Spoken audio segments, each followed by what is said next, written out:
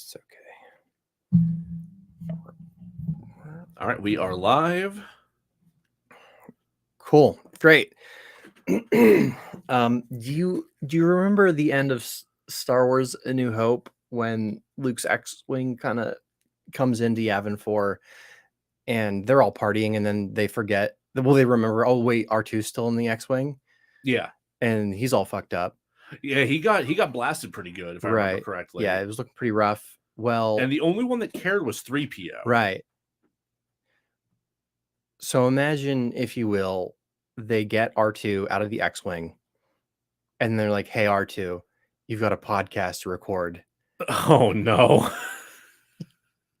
And R2 kind of just like shuffles over. It's like, all right, let's go. So you've been hoisted out of the back of the X-Wing with the little crane suction cup thing. Right. And you've been dropped onto the ground of the base and you've waddled your way over to your seat. Yeah.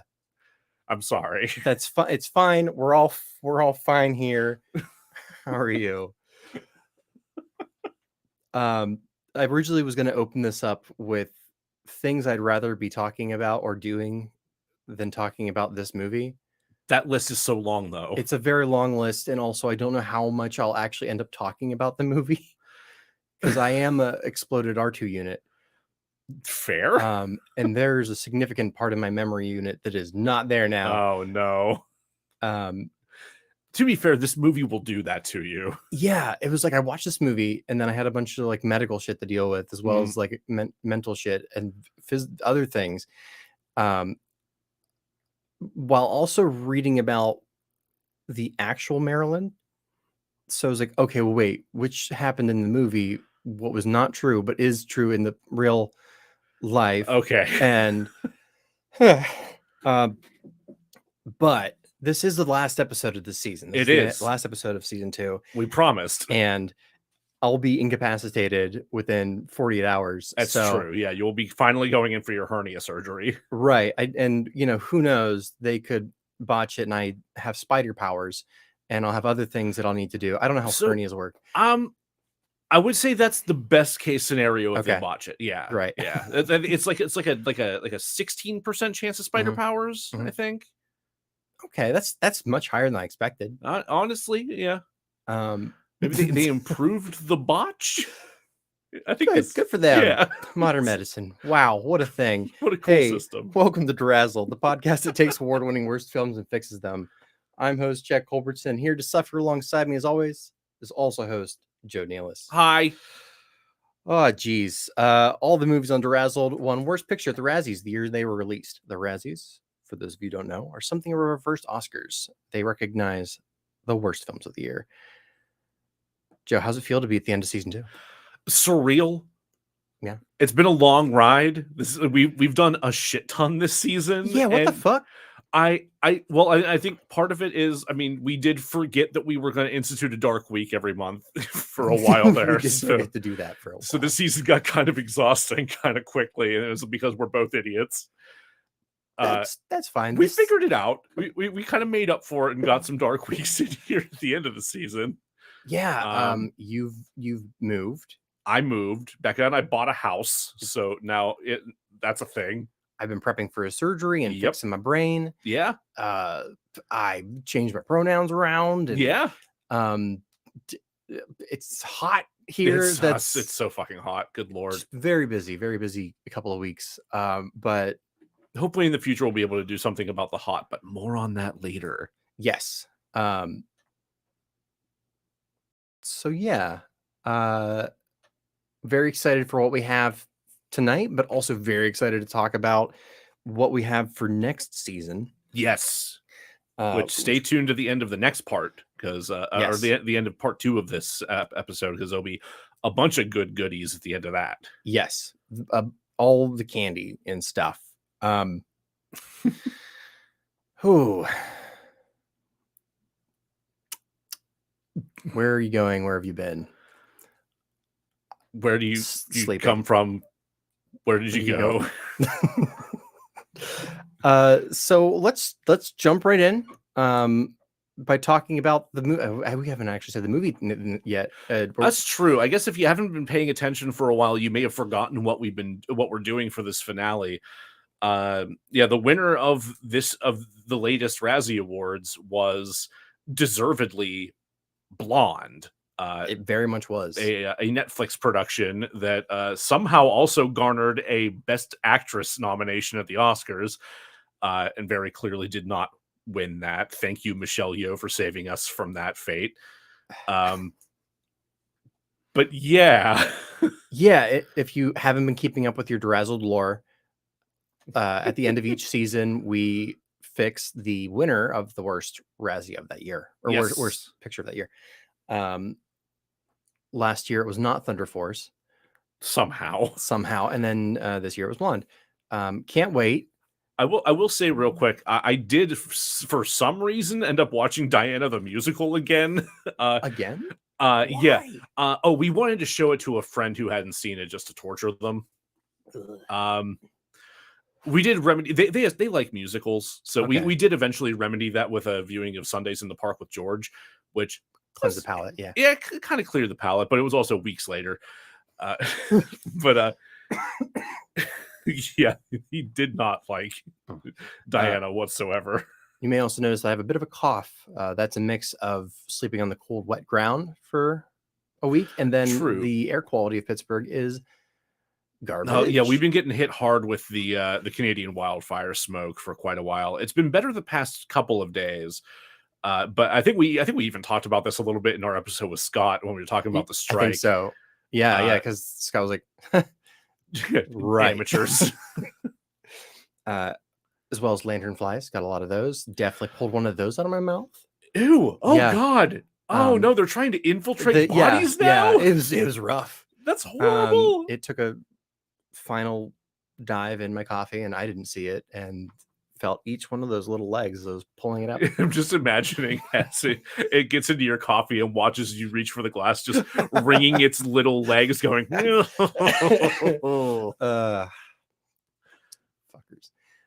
So I would like to summarize Blonde for those of you who have not watched the 3-hour film. It is so long. It is very long. It's so goddamn long.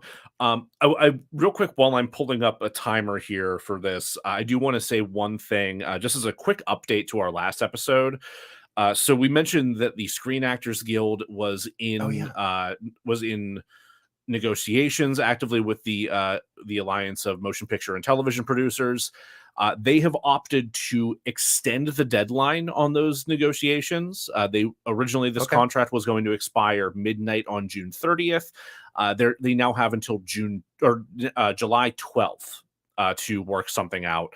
Apparently, talks have been productive. Things seem to be going in the right direction, at least according to the negotiators and Fran Drescher, who I will remind you is the president of SAG. I did it. Yep. Okay. Yeah. It was bewildering when I learned that too. But over 1,000 actors have signed an open letter to SAG leadership saying, "Hey, if we don't get everything, we will fucking strike," including people like Jamie Lee Curtis, Brendan Fraser, Meryl Streep, Kinta Brunson, so many fucking people, like heavyweights. Heavy heavyweights. My God, there's some huge names on that list. So if there's been a change, I think because this episode is scheduled to come out July 11th. So if something has changed, I'll record it and tack it in right at the end of this bit, just so it's there. But that's where we are as of this recording on July 3rd. Thank you for the update. Of course. So instead of providing a highly descriptive summary full of quips, we'll be playing a game, as you know, called Pavlovian Horses, wherein I'll have 5 minutes to summarize the movie and not a second more. Should the timer hit 5 minutes, Joe will blast me with horse sounds. Horses. They did not abuse Marilyn Monroe, and that makes them better than most people we'll be discussing today. A weirdly complimentary moment for horses as we get into this game. Season 2 finale. Horses ain't as bad as some people. Have I actually lost yet? Once. Okay. You've lost one time. Just as a note, I'm not going to pull up an actual horse video this time. I'm just going to, if you lose, I will put the horse noises in. Okay. I'll probably lose. Yeah. Okay. Jack, are you ready? I I am. All right. I am. 3, 2, 1, Just gonna go ahead and put these glasses on. go. All right. What was I doing again? I tried to stall for you to put the glasses on.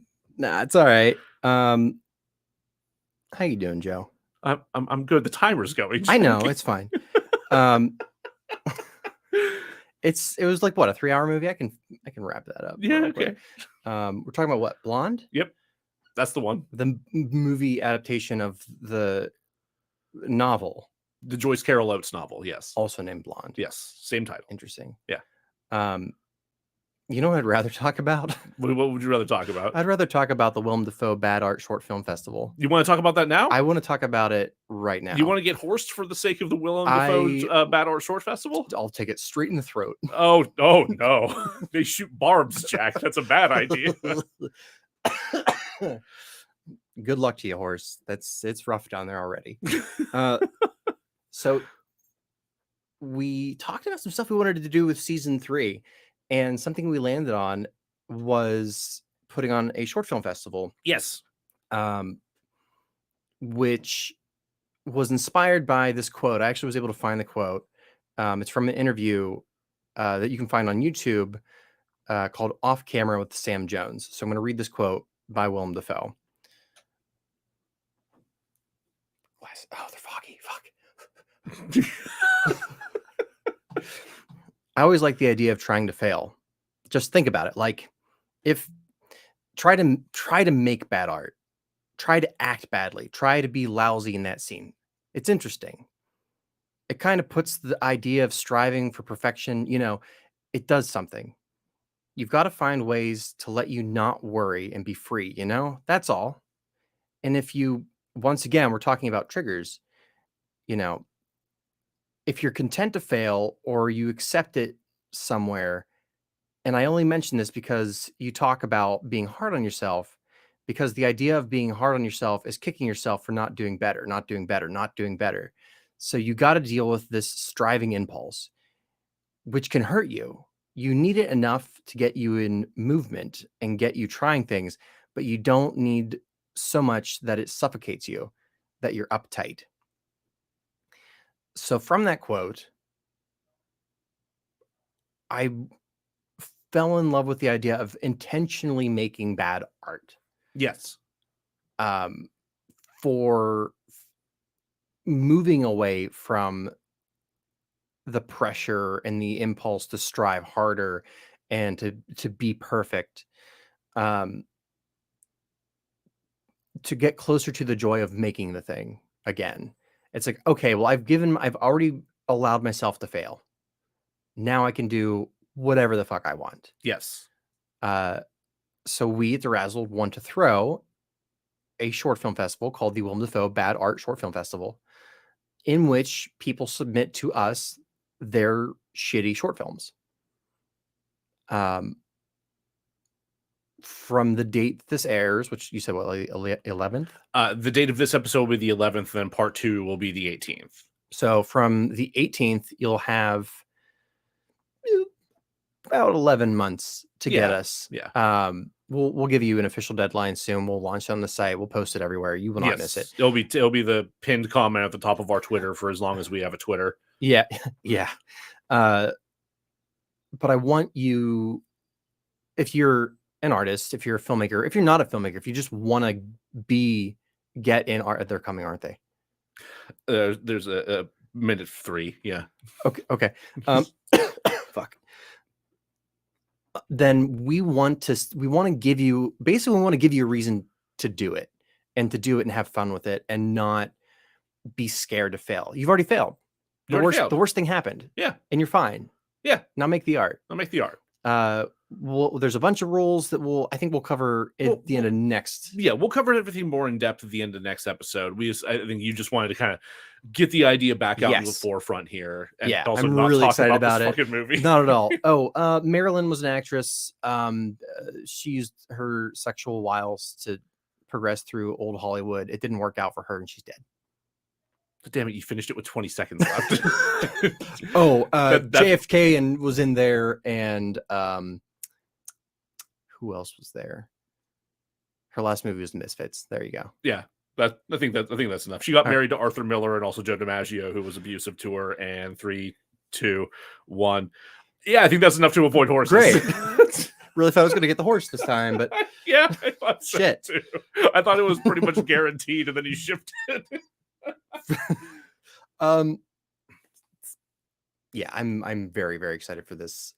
We will be doing our own short. We will, yes. This is a competition for the valued prize of a. Jack made this joke earlier this season. I didn't think he was serious, and then he really went all in on it. Listen, I value dedication to the bit. As do I. I followed it. I was like, okay, well, what's the prize going to be? Because we're poor. We can't give you money. Yeah. And I said, oh, a gift certificate to Chi-Chi's. Chi-Chi's has not existed for like 30 years or something. You might not even know what a Chi-Chi's is. Yeah. It was a like Applebee's level Mexican restaurant. I never actually ate there. It's like Chili's, yeah, but kitschier. Right. So I managed to find a Chi-Chi's gift certificate for return flight. It's a return flight tickets to, I assume, Mexico. The Mexico that you hold in your heart at Chi-Chi's. That has to be what that means, right? I think the tickets are good until 1985, so you have till then to use them. But good luck. Good luck. That is the prize you're fighting for. I will add that there's not a submission fee or anything along those lines. That we're doing this purely for the fun and the art of it, and the Chi-Chi's of it all. So, yeah. So again, submissions will open up after July 18th. We'll have more information about rules and such and deadlines next episode. But there you go. Keep that in mind, and we hope y'all make some purposefully bad short films with us. I'm excited. Make Willem Dafoe proud. He wants your bad art. Yes. Are you going to disappoint Willem Dafoe? Do you want to disappoint Willem Dafoe? Also, I wouldn't. It's a really short interview. It's only like 3 minutes long. Check it out. It's just like I read it, but like hearing him say it with his like excitement. Yes. It's so good. Like he kind of relishes the idea of it. And you can really feel it in the interview. It's pretty cool. Yeah. I'll put a link to that in the episode description. Please do. Oh, fuck me. I forgot the last 3 sentences of the quote. Oh, did you? I should have been horsed. Oh, God.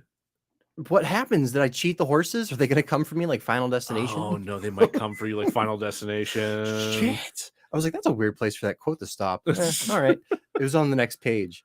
All right. Well, let me read these 3 sentences. Sure. Damn, Jack. Well, I'm just saying, sometimes I flirt with the idea of fucking things up or not being hard on myself, or, you put yourself in situations where you can't control things. And that's why people said, that's so risky, It's only risky if it's not risky. You know what I mean?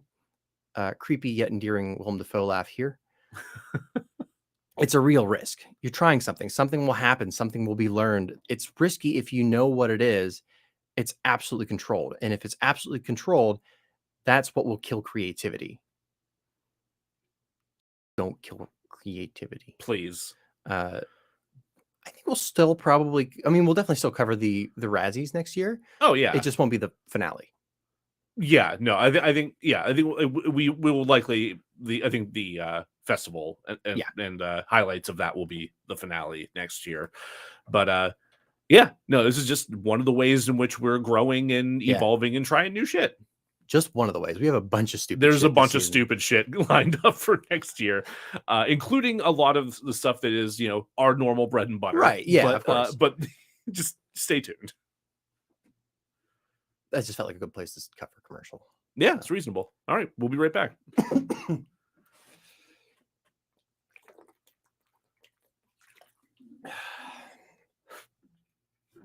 I'm ready to keep going. All right. Yeah. Hey, welcome back. We're here to talk about, for real this time, Blonde. We're sorry. So let's talk some numbers. Sure.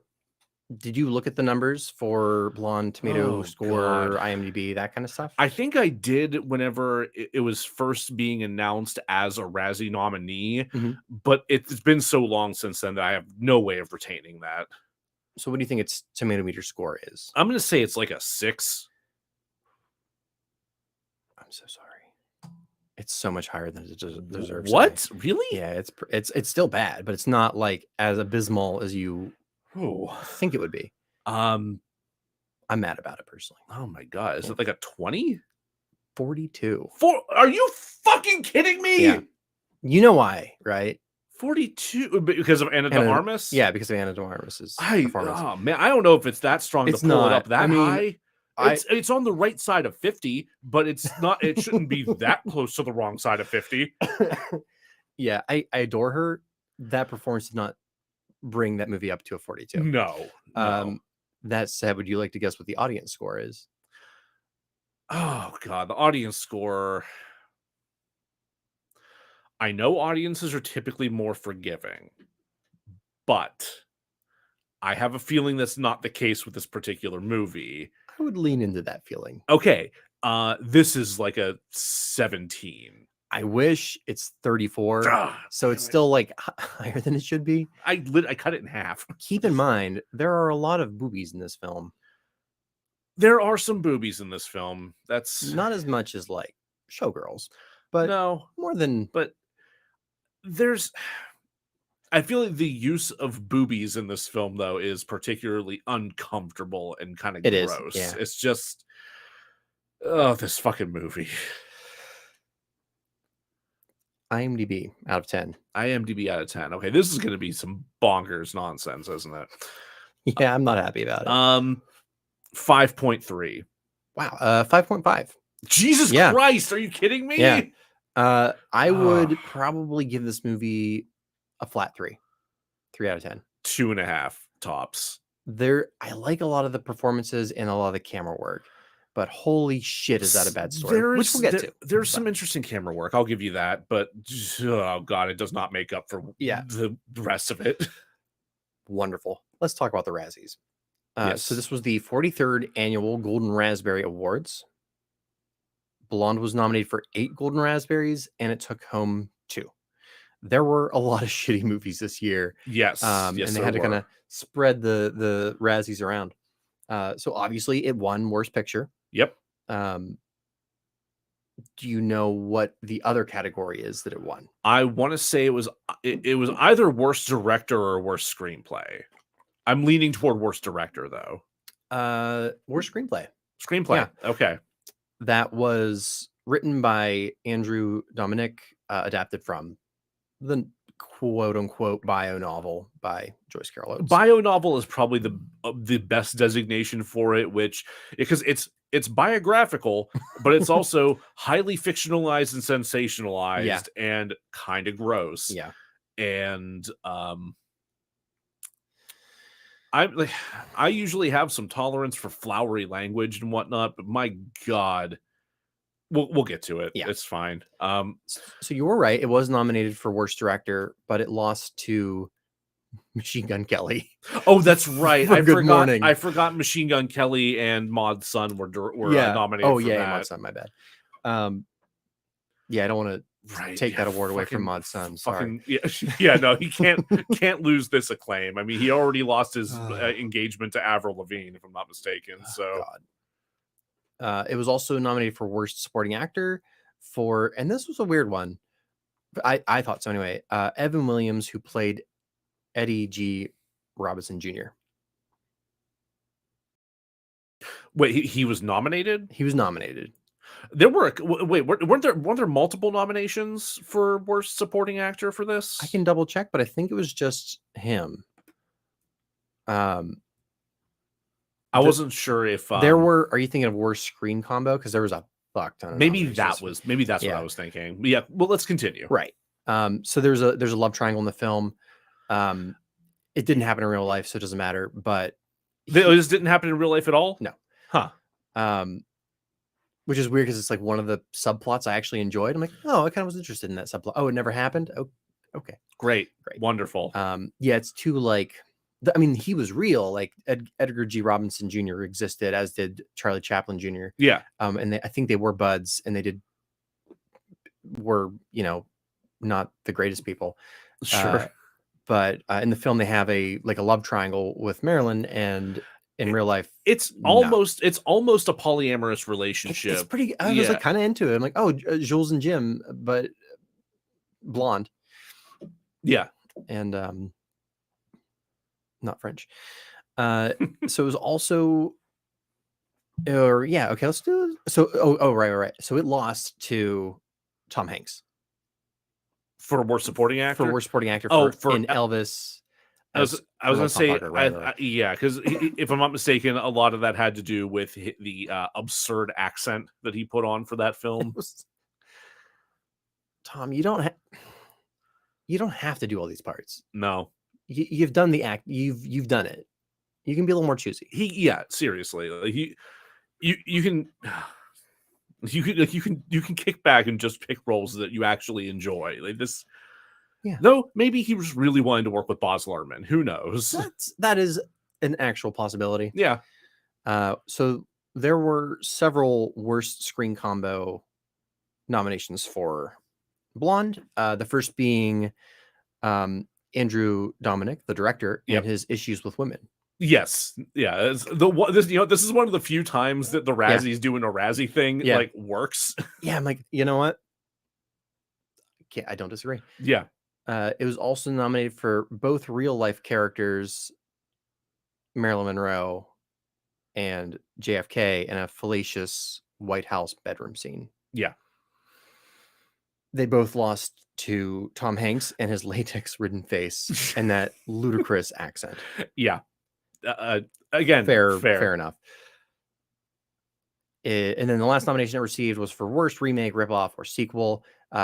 Apparently, they're considering the 2000 CBS TV film, also named Blonde, to be the original take on this.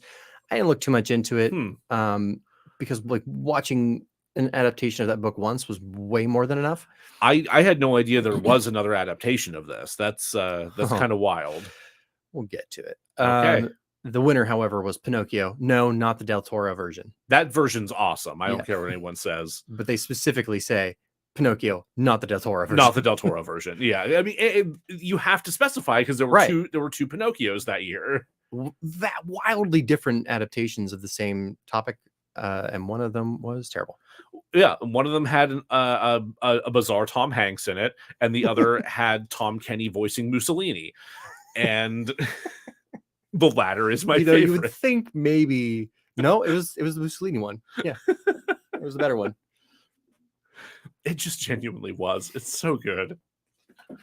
Absolutely gorgeous film. Yes, I'm excited for all the animation nonsense that Del Toro wants to get up to, because he has recently claimed that he's got like a couple more live action projects in him, but then he wants to spend the rest of his career doing animation. Yeah, I read that, and it's a little bit of a bummer because I like his live action. Oh, I love his live action stuff, but also like I want to see what the fuck he can really get up to with this. Yeah, same. Well, that brings us to critiquing this turd. Oh boy. Yep. I am also super excited.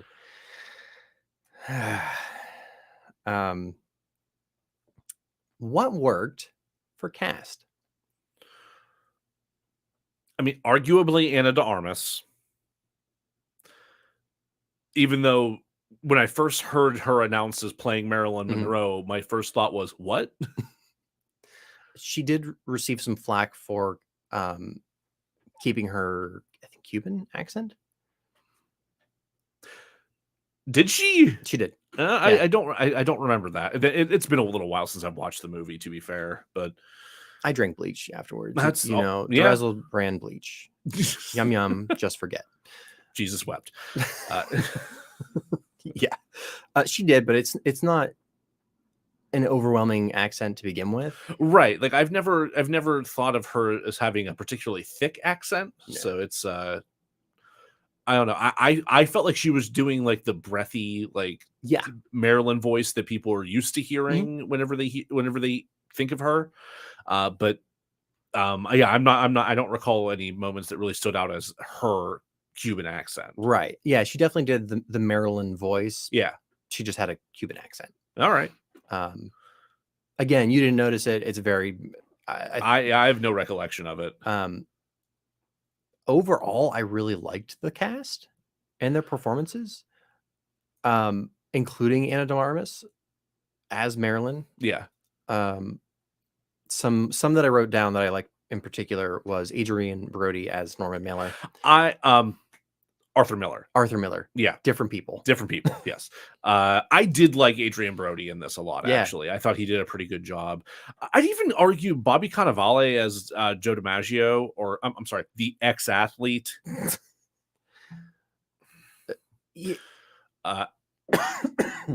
I think he did a pretty good job as well, even though he's given, a poorly written domestic violence situation to wade around in. See, he was one of the actors.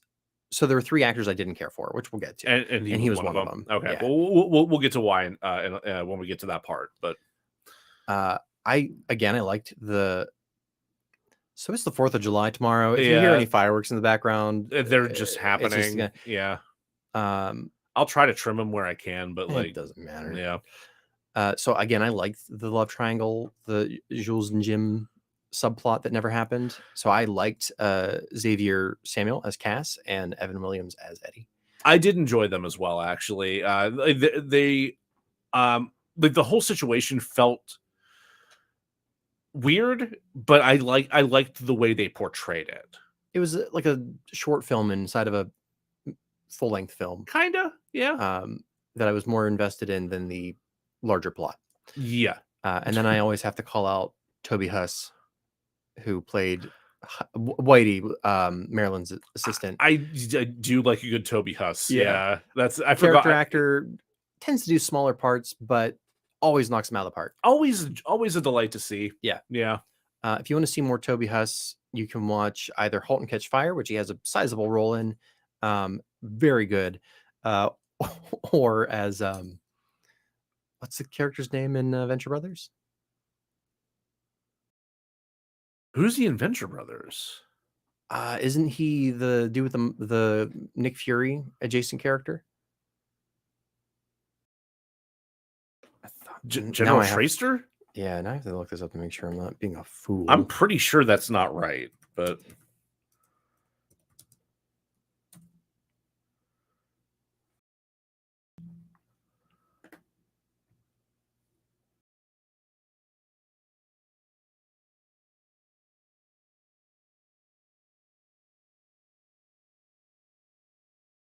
oh wait, no, come back.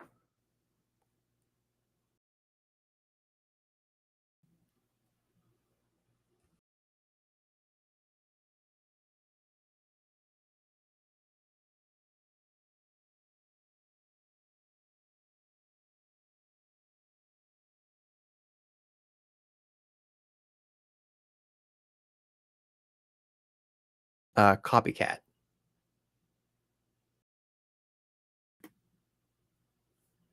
Wait, he was Copycat? He was Copycat. That wasn't just Jackson? Nope.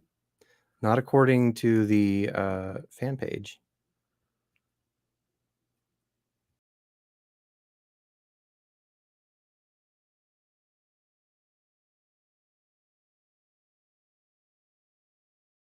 You're gonna cut this all out, right? Yes. Oh, okay. 1,000%. Yes. It should not be this hard to find the name of the voice actor. No, Toby Huss.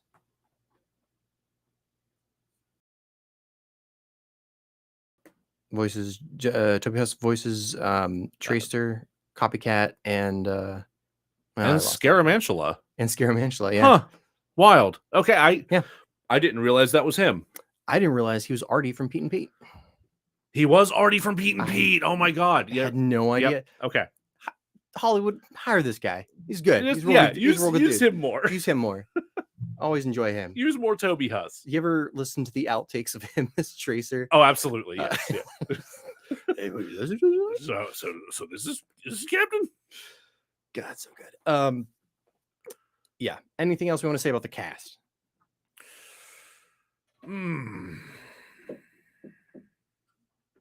That worked. No. Fair. What worked for you with the story? As I've said, I really enjoyed the love triangle. It never happened. I'm upset that didn't happen Yeah. because like that is played like such a like pivotal, like formative thing in her life in both the book and the film, and for that to be completely fucking fabricated, there's sucks. a lot in this that is important to the plot that never happened. What are we even doing? Like just that quote, cut that out and keep that for later. All right. What are we even doing? Agreed. Yeah, so yeah, I think that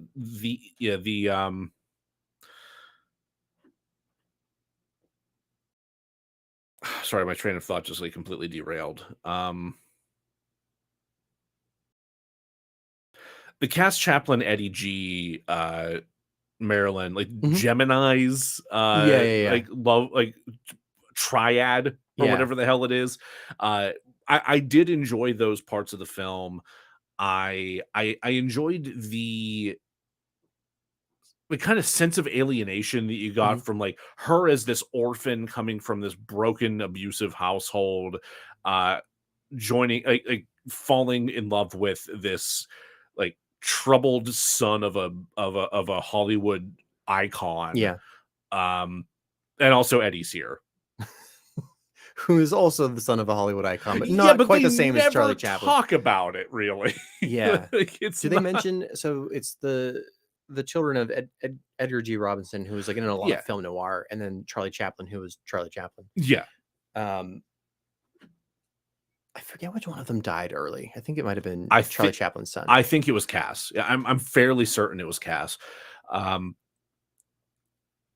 Yeah, I felt like that was some of the most poignant, like emotionally gripping work in the film, even if it felt like a little over the top in some ways. Definitely, definitely used for gratuitous sexual photography throughout. Absolutely. But yeah, no, I think that was probably the part of it that I enjoyed the most. And that love triangle is important because it leads us up to we're gonna have so many content warnings for this episode. The first of the many miscarriages / abortions, which I think was the first part of the film, the first hour of the film I didn't hate, because it's her growing up as an orphan, kind of sorta, her kind of getting into the business and then having a love triangle, I think like her very early life as depicted, I thought was powerful. Like the like seeing what her as a child had to deal with with how sick her mother was, the complete absence of her father. The scene that I visually enjoyed the most was her mother taking her to see her supposed biological father, getting stopped when to show her the picture of him, right? And then gets stopped by the cops because there's a fire happening. Yes. And like everything's burning around them, and she goes back in the house, and it's a lot of like child abuse. It's not great, but visually it's really cool, and some of the more factual stuff, which was nice. Yeah. More, I mean, like I like more factual details in this biography. Yeah. But you know, I guess you're gonna disillusion me of everything that was pretty much. Yeah. I mean, there's a reason that in the book they don't use a lot of names. They use a lot of like the ex-athlete, the playwright. Yeah, because Joyce Carol Oates would have been sued straight to hell. Right. God, what was the thing you messaged me earlier? like, the detail about her agent. yeah. We'll talk about that later. Okay. Yeah. Yeah. There's some choices Joyce made that Yeah, I don't guess feel great. content warnings just generally for sexism, domestic abuse, sexual abuse, miscarriages, abortions, ableism. I'm not laughing because it's funny. I'm laughing because the next thing we're talking about is themes, and you're just basically listing off themes. Oh, I skipped ahead. I'm You just sorry. right. Yeah. In theme, I wouldn't say I like them, but I would think that they are effective. One of the themes is that Hollywood was terrible at that time. Very effective. Yeah, it really does highlight like what a cesspool it was Mhm. for a woman to just to exist in that system. Yeah.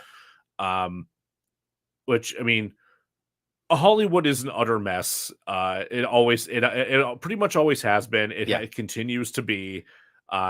Whether it's whether it's horrible sexist things, whether it's coercion and manipulation of people into doing terrible things they don't want to do, whether it's horrible labor practices, whether it's literal fires like the one that was apparently took place on the WB lot earlier this week.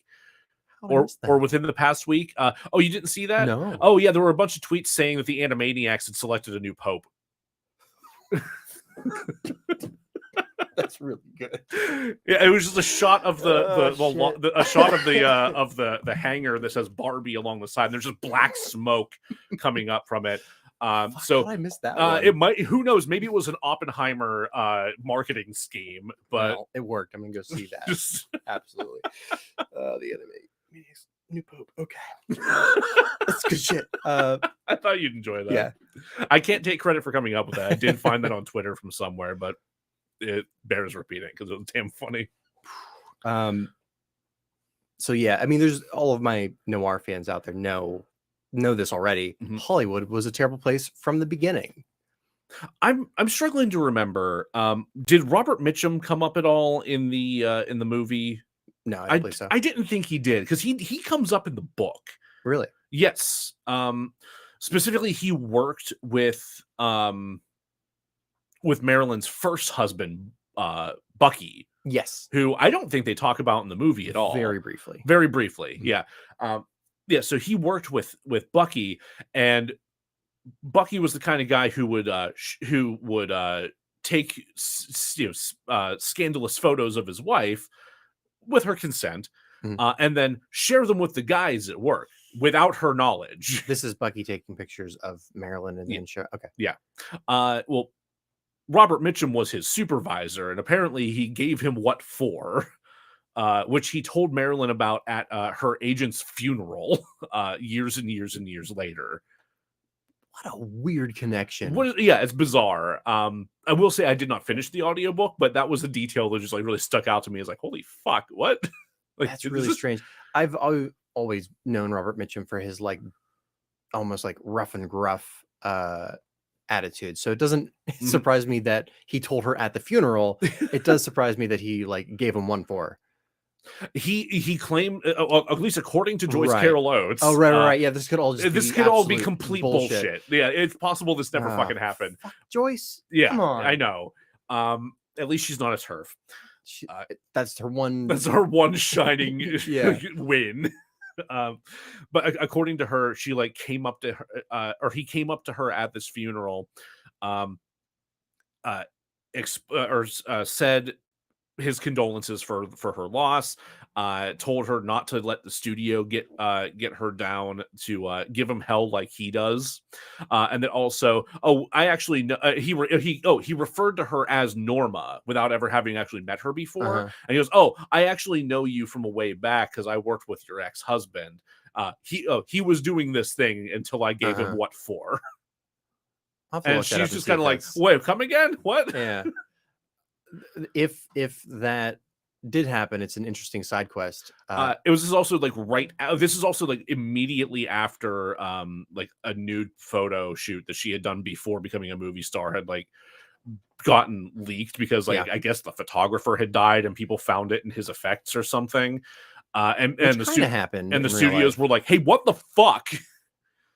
That kind of sort of happened in real life. Okay. Except for it was Hugh Hefner, and he paid like $200 for her photos and created Playboy. Okay. So okay, that Like they were old somewhat. photos from when she was still Norma Jean. Uh-huh. Um, but I think he paid like $200 for them. Marilyn had then obviously gone on to become Marilyn. Marilyn, yeah. And she's on the cover of the first Playboy. Weird. Yeah, Gross. it gets grosser. It's Hugh Hefner, I believe that. Right. So Marilyn is buried in a kind of like mausoleum type thing. Are you familiar with this story? I vaguely remember, but Yeah. enlighten the listeners. Am I using the right word? Mausoleum type dealy do? Mausoleum is like a building with Yeah. with it has like several graves within it. Like it's Okay, like, yeah. like you're not interred in the ground, you're interred in like a drawer or like a cubby. Right. Where you go to smoke pot and have sex. Often, yeah. Like the one with the titty sphinx out here in The titty in sphinx. the The famous Allegheny Pittsburgh Cemetery. titty sphinx. Yeah, constant sight of pot smoking and stray beer cans. Yeah. None of that is a joke. No, none of that was all real. So she is buried in one of those, and I think directly to her right is Hugh Hefner Because he paid to be buried next to her. To be buried next to her. What a fucking weirdo. It's also the person above her paid to be buried face down, as though in death they are having the sex. You're dead. And disgusting. And you're just dead and extra gross. Yeah. It's all you are, you piece of shit. God. It's Yep. So the theme of Hollywood sucks, and women had a pretty rough, bad time. Effective theme. Effective and conveyed. I don't agree with a lot of the ways it was conveyed. Sure. But can't argue with the fact that it was true. Production. You mentioned the camera work. There was some genuinely solid camera work throughout some of this movie. There was also some like bewildering camera work at some points in this movie. A lot of choices. Yes, and I appreciate when somebody makes some bold choices, even they don't work. I do like that. I do like that they weren't. They didn't make safe, boring choices with the camera work. It wasn't just like straight up, like on sticks, stationary the entire time. In particular, the kind of fire scene at the beginning I really enjoyed. Yeah, no, that was really well executed. Honestly, the only camera work I didn't care for was the CGI stuff that we'll get to. Okay, fair. Yeah. The score was fine. The lighting was very cool. I liked a lot of the lighting. I will say the lighting was solid. I will give this movie that. The lighting, well done. I think I don't remember the score enough. In the first hour, there was a lot of cues that I remember thinking, I like that. And then I forgot what it was because everything after that was awful. Fair. But what was I about to say? Oh, so Marilyn Monroe is one of the most photographed people in history. Yeah. Oh, absolutely. And they recreate a lot of those moments with Ana de Armas. Yes, they kind of go out of their way in some cases to recreate some almost of those moments. Too much. So which we'll cover. I have a thought about that for what didn't work in the production, but I think they were successful in visually recreating them. I'd agree with that. Yeah, the staging of those moments was solid. Like you could, especially with how quickly those moments kind of go in the film. It's easy to see that and kind of think like, oh, holy shit, that was just Marilyn. Yeah.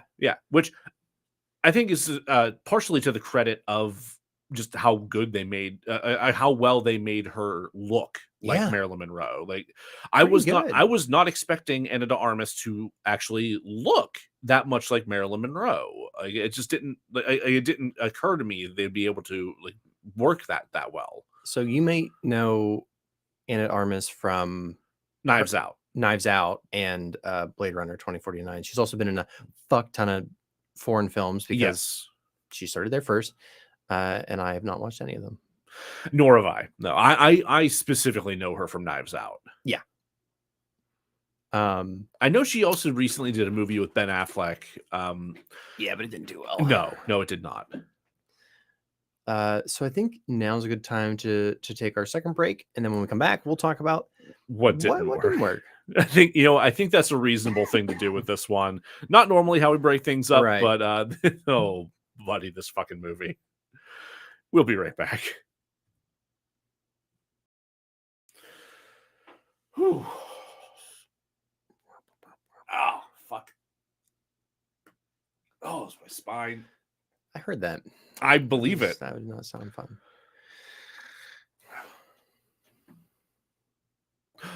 Oh, I just remembered I have a massage this weekend. Nice. Oh god, that's gonna be good. Oh no, I have to double check and make sure that doesn't interfere with the oh no, that's next weekend.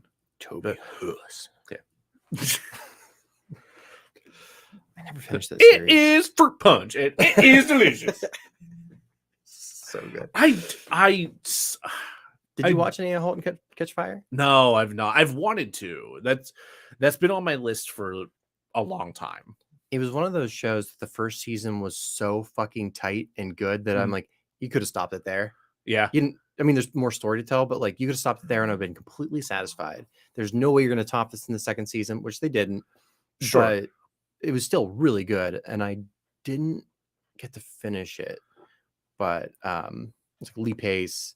I think I do like Lee Pace. Scoot McNairy, I think. Scoot McNairy. Mm-hmm. Oh, okay. I haven't heard. That's a name I haven't heard in a while. Yeah. It's really good. Nice. I think I forget who's holding it hostage. It might be Amazon. It's either Amazon or Netflix. I'm not 100% sure. Yeah, I think it was on Netflix because that's how I was watching it, and then it switched to moved. Amazon, which I don't have. And I'm like, can I just buy the DVD? Oh, there aren't any because you're holding it hostage. Okay, got it. I'm so tired. The media landscape makes me so angry. Do you think that if we weren't hosting this type of podcast, that we'd be as aware of the bullshit that's happening, or is it just so present that I think it's just so present. I think we're more tapped into it because of how much attention we pay to these things and all the research that we do. But I think we'd still probably have some level of awareness of these things. Probably. Yeah. I'm like, oh, I'm seeing these in TikToks, and like, of course they're algorithmed into my algorithm, but yeah. I'm like, oh, you're a normal person talking about studio politics. I hate this world. This is not the world I wanted. No, but here we are. Here we are. Welcome back. Studio politics. Wowie wow. JFK. My dude. Oh boy. Don't meet your role models. I can't. He's dead. Nope. Famously very dead. Hey, we're DeRazzled, and we're going to talk about what didn't work in the movie Blonde. Yep, we sure are. Starting with the cast. I did not like their JFK. No, I didn't like their JFK either. Do you want to hear something fun? Sure. This is not his first time being JFK. Wait, really? Yeah, he's been JFK. The actor, Casper Philipson, has been JFK twice before. Once in the movie Jackie, which I think is Natalie Portman. Yeah, I believe so. And then another short film. This was his JFK hat trick. You know what's really weird is if you look up a picture of him just being himself, he looks like JFK. But in the movie, he does not look like JFK. No, honestly, I saw it when they showed him in the movie. And I was like, that's not. I had to be like, wait, are they trying to go for JFK or are they trying to go for Bobby? But in real life, fair question. He looks like. I don't know what they did to make him look not like JFK, but they did it. I mean, his stuff is really, really short, and one of my obsessions is reading about like JFK in the 60s and the civil rights movement, everything around that era. Sure. So I might be a little biased, but I did not care for that scene.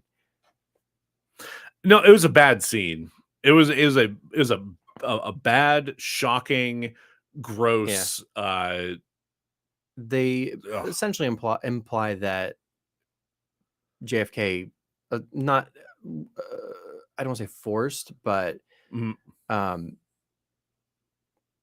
forced Marilyn Monroe to perform fellatio while he was on the phone with, I'm assuming, the Kremlin. I don't know.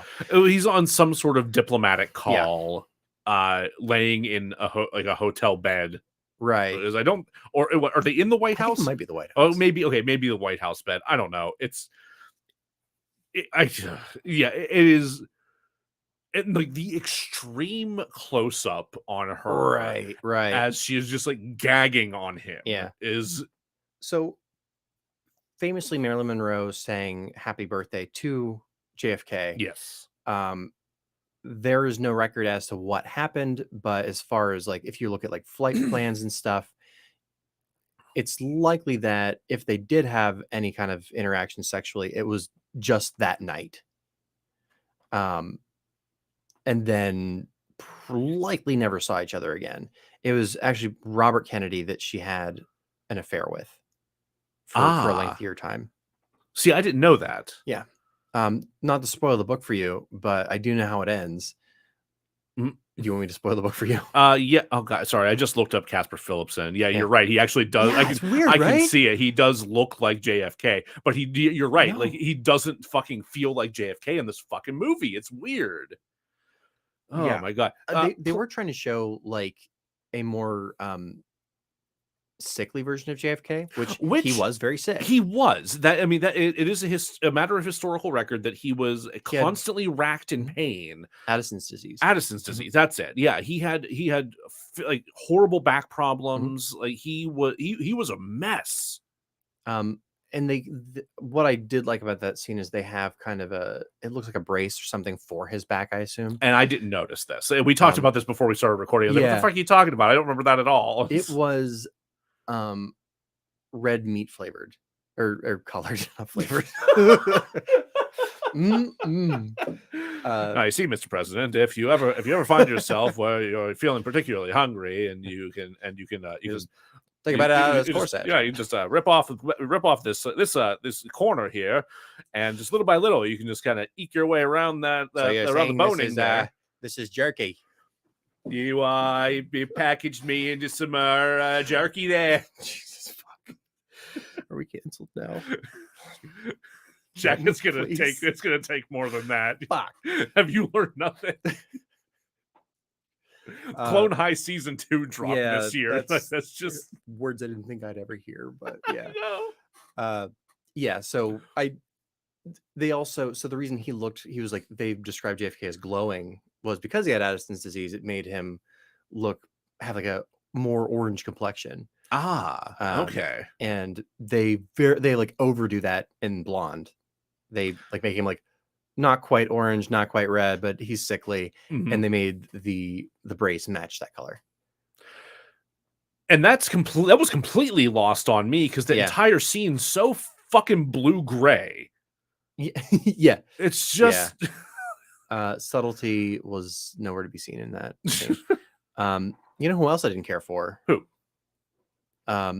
Gillian Nicholson, who played Gladys Pearl Baker, her mother. Her mother. I had a feeling Mom was going to be on this list for you. I have since read a little bit more about Marilyn's actual mother. Yeah. Like my problem with the performance is that it felt too big. It was over the top. It felt like she was acting in a different style than everybody else, but also her mother did suffer from a lot of mental illness, a lot of alcoholism. The reason that Marilyn was in and out of foster homes and orphanages was because her mother could not either mentally take care of her or financially take care of her. It's also something that happened way more in the 30s, or I guess earlier. My understanding is it was a not at all uncommon occurrence. I mean, especially through the Depression and whatnot. Yeah. Like it was fucking hard for people to actually care for their families, right, and get the resources they needed to survive, like and stay together. Like it was fucking hard. But as her mental health deteriorated, and we kind of see this really briefly in the movie. They don't Kind of. explain it real well. No, no, not at all. Marilyn does end up living with a relative of some variety. What they don't tell you in the movie is that they were deeply evangelical. Yeah, that's not covered in the film at all. And basically taught her that the TV was the devil, music was the devil, and she went back and forth between living with them, and I think it was an aunt. Don't quote. There's probably some like Maryland like historian out there listening to this and just pulling their hair out. This movie did succeed in making me want to watch more actual Marilyn Monroe movies, which is saying something. Yeah. I'd say that's a positive thing. Because as of right now, I've watched Asphalt Jungle, which was a smaller film for her. That was like her breakout role, right? I think it was actually All About Eve. Oh, okay. Which she has a very small part in, but she looks like Marilyn Monroe, so people noticed. See, I'm mostly basing my question there off of the book, because it's Asphalt Jungle that Oates positions as like the movie where she had a very small part, but everyone's like, hey, who's the blonde? Right. Yeah, and I could be wrong. I think well, we know for a fact she could be wrong. Yes. My understanding is people noticed her in All About Eve because of being foxy, and then they noticed that she could actually maybe act because of Asphalt Jungle. Maybe that's it. Okay. I don't remember her mentioning All About Eve, but then again, the audiobook's abridged, so it could have just been glazed over. So there is not an unabridged version of the Blonde, audiobook. Thank God. I can only imagine the torture that would be. Yeah. Because I'm about 10 chapters into the audiobook, and it hurts. It's like an 8-hour audiobook, which is not bad. Yeah, no, I've listened to longer audiobooks that did not feel like the slog that this one feels like. It's just, it genuinely is like just weighed down with like needless poetic asides about death. And like normally it'd be like, hell yeah, go ahead. Right. Yeah. Go off on that. But like super. So the only other story I've read by Joyce, I'm calling her Joyce because we're gonna have a word later, is the short story Where Are You Going? Where Have You Been? Yes. Okay, right. And you'd mentioned wanting to reread that for this. Yeah, I did. Okay. It's some of her early work. She did she's one of those writers that's like writes a fuck ton of shit. Yeah. Like not quite to the level of Stephen King, but close. She's very prolific. Yeah. Yeah. She has a very big catalog at this point. But this was one of the stories that people noticed her for. And it was based on, I forget the true crime event, but it was based on a true crime story that was big at the time. I still liked it. It did this second time around, because I kind of already know what's going to happen, did kind of drag. And we'll get to why that kind of irritated me in a second. Because we had mentioned, how do you say his name? Bobby Cannavale. Yeah. You enjoyed his performance. You did not. Did not. Yeah, you mentioned you did not. What didn't you like about his performance? It felt very two-dimensional to me. I guess I can kind of see that. If this was my first time seeing this actor, I probably would have enjoyed it. But since I've seen him play this character, that's fair. It is a little bit samey compared to a lot of the other roles that he's played. Like there's like, I hate to invoke Thunder Force. I know. But I mean, he was the main villain in Thunder Force, and like there are moments where his DiMaggio almost has that kind of menace behind him, and it's just like Bud. Yeah. I don't know, but then like there are the more heartfelt moments, like where they're early on in their relationship, and it feels I feel like he does exhibit some warmth and some his attraction to her feels genuine. So he, in real life, Joe DiMaggio, he did, I think I'm gonna say allegedly, was abusive. We can say allegedly on that. Yeah, I don't know the specifics of DiMaggio's life or actions. Beyond being a baseballman. Right. Yeah. Well, I think he was retired at that time. Yes, yeah, hence being the ex-athlete. Right. Yeah.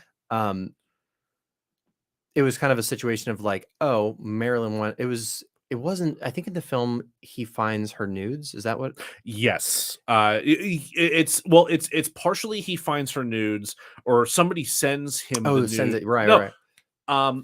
Cass and Eddie That's right. kind of slip him the nudes, if I'm not mistaken. These Like characters that never interacted with Marilyn. yeah, Right. these Okay. guys that never had any relevance to her life. Yeah. I think that's what if I think I remember that happening in the film that way. I think you're right. Yeah, so that happens, and then also this also coincides with the train grate upskirt The like moments. famous Marilyn Monroe where her skirt gets blown up by the Yeah, by like the subway grate. right. Yeah, the wind coming up from there. Yeah. That all kind of coincides and crescendos into him beating her. Right. So the night where she was allegedly abused, which I'm going to say I think happened. Okay. It was that night. It was that after filming that scene. Yeah. You can't really tell in the movie, but the set was packed. Like they knew they were going to shoot this scene. They knew it was going to be a big deal. It was packed. Yeah. I assume because the studio probably wanted to have the press. So in the book, Oates mentions that they or suggests that they had shot a version of this out on the streets and gotten like an on-site shot of Sure. this, and they recreated it in the studio, and that was the take that was used in the film. Okay. So, Yeah, I can see that. but again, you can take that with like a margarita's worth of salt. Yeah. I don't know what's true. Blonde is fiction with some sprinkles of truth. Yes. It was like the skeleton, the outline of truth. And then there's a bunch of meat that is lies. Yeah. Stapled to it. Yeah. So I say that I don't think Joe DiMaggio was a good person. I think he was an abusive, shitty husband. Okay. And also, of her former husbands or lovers or whoever, he was the person that like made sure she got a proper funeral, made sure that I think her mother who outlived her. Oh, see, I didn't realize that. I think so. Don't quote me on that. I don't want to be Joyce Carol Oates. Joyce Carol Oates. Oh boy. That's fun. Weird novel. This is a weird version of Finnegan's Wake. But like until he died, he like would drop flowers off it. Her mausoleum with fucking Hugh Hefner, I guess. Are we sure he wasn't leaving them for Hefner? Hefner died after. Fuck. Yeah. Okay. Well, I mean, there's something to be said for that, I suppose. Yeah. People are complicated. Yeah. That's very true. Yeah. I just looked at what's next. So what themes didn't work? Oh, we're skipping story? Oh, whoops. Yeah, no, let's do story. Sorry about that. So you mentioned earlier that like why even do this? What are we even doing here? Right. It's the fact that it is so much. Apparently, so much of it is just fabricated, is just exaggerated, sensationalized. I'll get into this for the fix, but I think that it would have been if it was just either all fiction, and they do say Marilyn's name in the book, right? Or is it just like all implied? Because they leave a lot of names out. I mean, they say Norma Jean Baker. Okay. Yeah. So like that is very clearly supposed to be Marilyn Monroe, Norma Jean. Yeah. I wish that Joyce Carol Oates had just written a fictional novel inspired by the shitty things that happened. Just make it an original story that's an homage. Yeah. Different characters, different circumstances, but taking inspiration from these events. Like, you can do that. It's maybe it was like very half and half. Yeah, it's like you wanted to do a biography, but you also wanted to do an original piece, and you just kind of sandwich them together. And you thought it was going to be peanut butter and chocolate that you were mashing together, but Peanut butter and sandpaper. it is peanut butter and sandpaper. Yeah, it was kind of that. It's rough. Two great tastes that out of my mouth. Puns. So it's hard to look at the story, knowing that it's hard to look at the story of Blonde and not just kind of brush it off. Yeah. I mean, there's truths in it. She did try to find her father. Yes. And actually, really, really, really recently, like 2022, they did they did a test, and the person that her mother said was her father was in fact her father. Oh, so there's actual confirmation. She wasn't. Yes. Her mother wasn't just like making that up. Correct. Okay. Which I don't know, kind of interesting. Yeah. But he never was in contact with her. So the letter that she received didn't happen. Correct. Although, and tell me if I'm wrong, I feel like that was implied that was Cass writing it as her father. Either way, it didn't happen. So I don't remember that detail well enough. Very well could have been, considering how fucky he got with some of her life around that time. Yeah. But yeah. Either way, there was no contact from her father to her. She also famously had a really hard time. She wanted a child, was unable to have one. In the movie, there's a lot of abortion stuffs and miscarriages stuffs, and it's all very graphic. Oh my god, yeah, the entire scene where she ends up getting her abortion, the one where she's tricked into it, or the nightmare. They're both horrible. I guess tricked into it, because she realizes what's going on and that she doesn't want it. But when she sees a stop sign, that lets you know, stop, don't have an abortion, because that's how stop signs work. And then she kicks her way off of the operating table and then runs away. Yeah. And it man, I can't wait to have surgery on Wednesday. I know. Well, don't look at any stop signs. Just right. Eyes down, no stop signs. Eyes down, no stop signs. Don't kick and try to get loose from your captors. I mean, medical staff. Right. And you should be fine. All right, cool. Yeah, don't kick medical staff. Got it. So the two spines that they set out to, the two tragedies that run through her entire life, are either fake or super over the top. Okay. So which is which? Her interactions with her father were fake. Those are fake. Okay. And then the stuff with her abortion. So there's no proof that she did.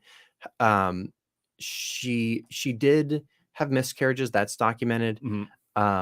She also became one of the earliest proponents for women's rights, specifically in Hollywood. That, we'll get to this as well, but there's a lot of stuff that she did that was very positive that they left out entirely. Why? I'd like to know those I'm glad things. You asked.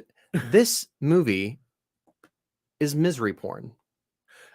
Thank you. Yes, it very much is. That is why she only fails. Yeah. And she can't even enjoy her successes. Right. The book is like that too. It very much suggests that she was wildly anxious about how she's performing and what she's doing and how she looks. It's so often that she's almost in a catatonic state until months after the thing, and then she sees it on just going off on her own. It's oh, that was actually good. And it's you don't know any of that. Right. You can't know this internal monologue of this person. I mean, she did not have an easy life. That we can tell. Sure. But it wasn't misery from start to finish. There's this like sub genre that I've dubbed misery porn. I'm not the first person to do that, but right. And it reminds me of a play that we did in college called Violet Sharp. I remember that name. I don't think I saw the show. It was about the, I think, maid to Charles Lindbergh. Who?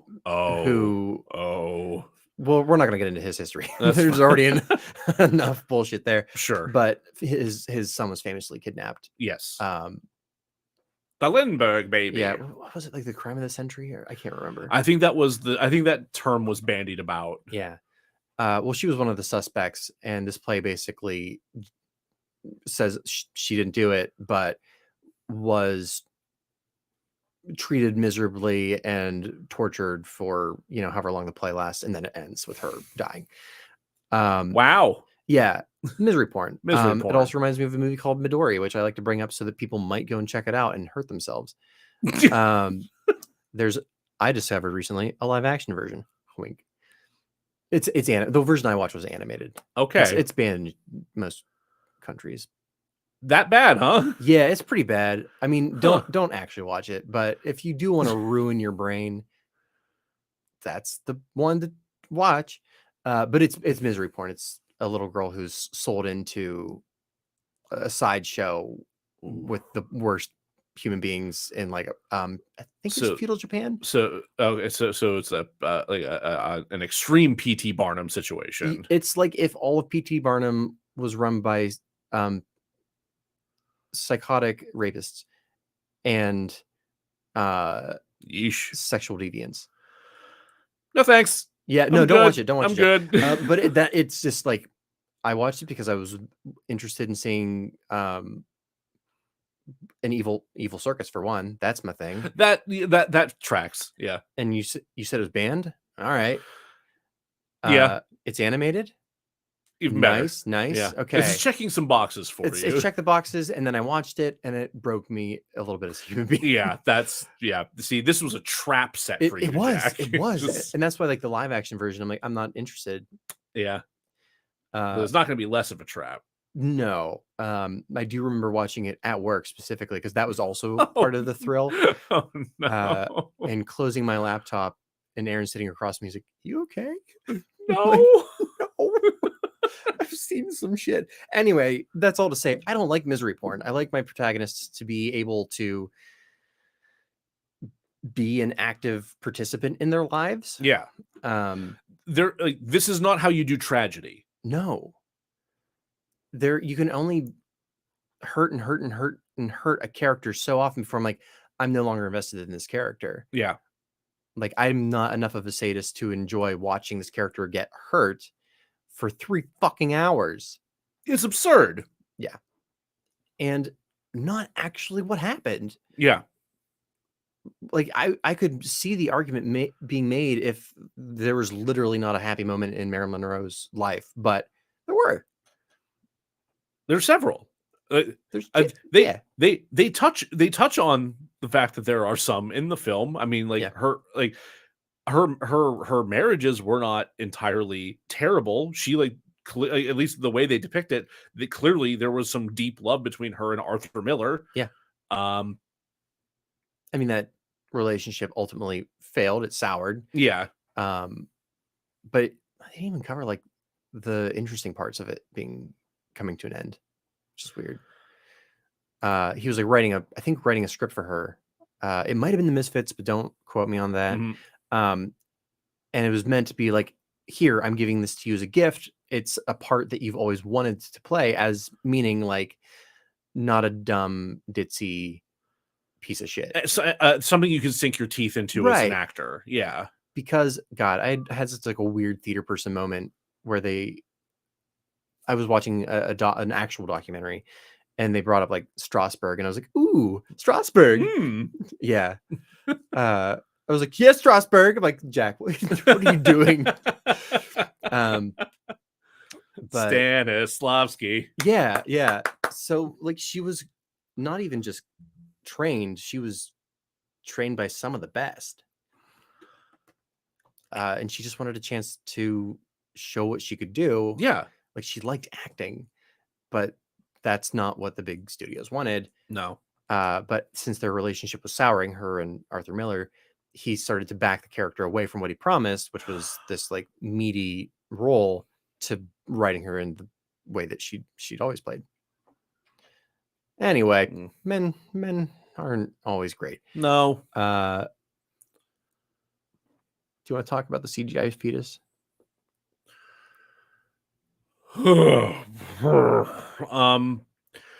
I mean, we have to talk about the fetus because both the CGI fetus and its apparent telepathic abilities.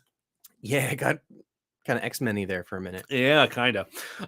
Yeah, so every single time she's pregnant, there are these cutaways to this thorough CG rendering of developing fetus.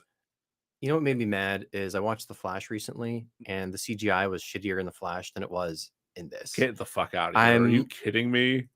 You can tell there's some scenes. It's not all shit, but there's some scenes where like, oh, you didn't pay these people enough, or you had them work insane hours, and the forever plague that is Hollywood superhero films at this point. Okay. Yeah. I'm like, this fetus was rendered better. God damn it. That's bonkers. Yeah. That hey, James Gunn, fix that. Stop doing this. Yeah. The thing I didn't like about that story-wise was they act as though each of her pregnancies, the fetus, is the same entity. Yeah, which is a buck wild assertion to make. It becomes the character baby. Yes, is referred to as baby. And that is from the book as well. Like every time she's pregnant, and she refers to it as baby. Same way she refers to all her partners as daddy. Yeah. I think that part of that was true, but they really drove that home. It felt like, okay, maybe this is a thing that happened, but like they beat that to death. Yeah, like not that like there's absolutely nothing wrong with that. Sure. It's just that they wanted to have that theme. It's like she's looking for her dad. She's looking for her dad. Yeah, they wanted to hammer home the daddy issues thing. We got it. Thank you. No, yeah, we fucking know. We fucking know, Andrew. God damn it.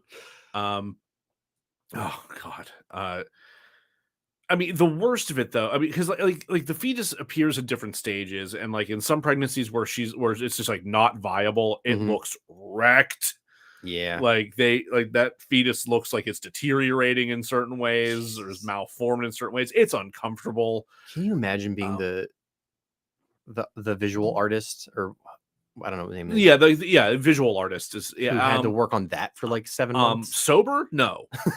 Right. Yeah, no, that's definitely a drink for that one. Yeah. But it all comes to a head when she's pregnant with Arthur with her and Arthur Miller's kid. Before the miscarriage that takes place there, and the fetus telepathically communicates with her, asking, "You're not going to hurt me like the last one, are you?" Because she had an abortion. Because she had an abortion. So we have to make this pregnancy moralistic about abortion and the right to life, I guess. Weird turn. Is a needless turn. Like this serves no real purpose outside of like trying to shoehorn in some weird pro-life Catholic guilt shit. Like it is disgusting on a level that I have not encountered in film. And you know what's sucks is I actually like a movie quite a lot by Andrew Dominic. Really? Called Killing Them Softly. However, I didn't know that was him. Okay, I haven't seen it, but I like that movie looked good. I really like it. Okay. I think it was also based on Eleanor Leonard. I might be getting that name mixed up. I have no idea. It was a true crime author.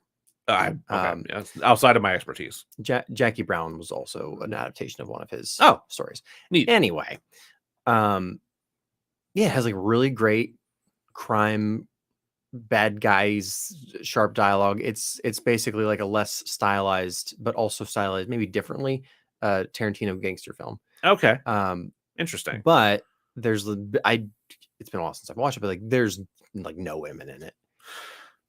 So that is its own issue. Yeah, but also real easy to hide your issues with women whenever you're not directing women. Right. Can't write horrible female characters if there are no femme characters to be seen. I do remember watching that with Brittany, and she fucking hated that movie. I believe that. Yeah, I believe that wholeheartedly. Yeah. Oh God,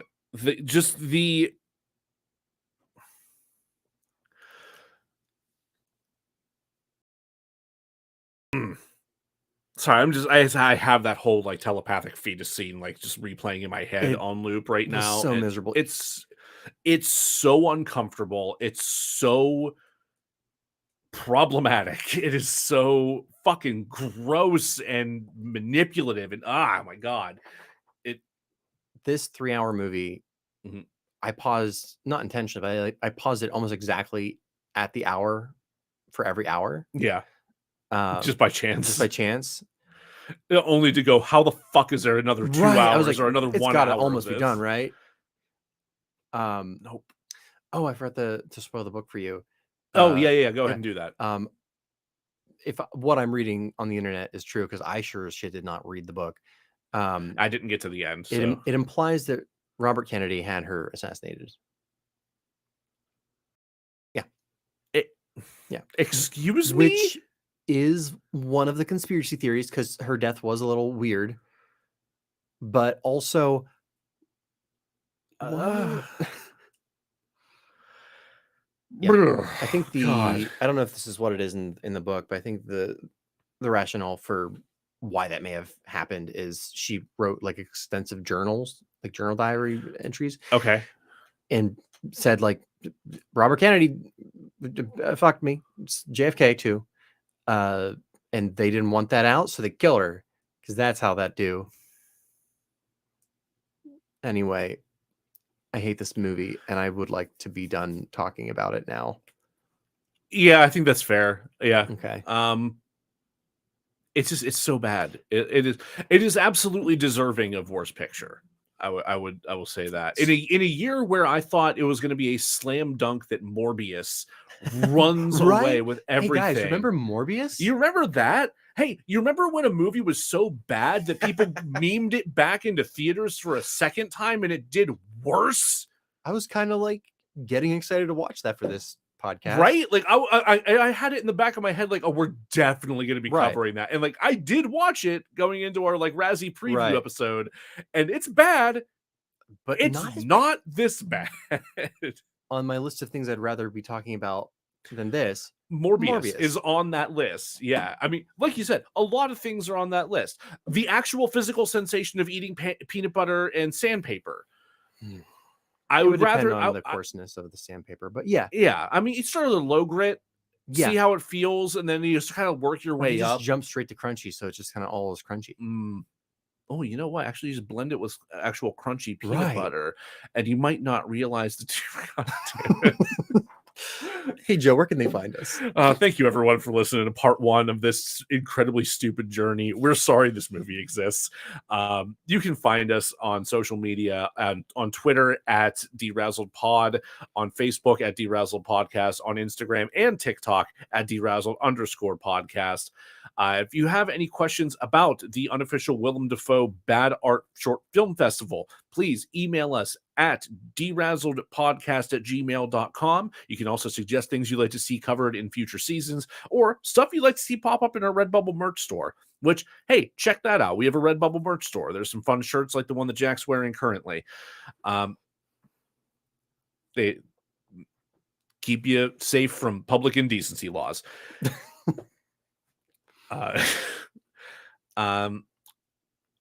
And if you haven't already, please take a second to rate and review the show wherever you possibly can. We're on Apple Podcasts, Spotify.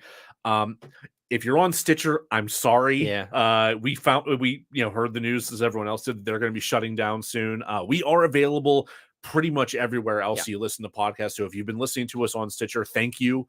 I know there are some of you out there based on our stats. So thank you for checking us out. And I hope that you continue to listen wherever you start to find your podcasts. And we do we're trying to grow for season 3. If you have a friend or an enemy that you think would enjoy us, recommend the show. Yeah. If you have someone that you think would genuinely enjoy hearing us talk about Battlefield Earth, it's there. Yeah. If you have someone that you want to trick into listening to 2 episodes about Saving Christmas, great. We were happy to assist you in that because we already recorded it. Yeah, it's done. It's happy now because it's done. I would not want to do it again. I would never do it again. No. Oh gosh. Okay. Well, join us next time where we'll be sure to razzle dazzle you. Joyce.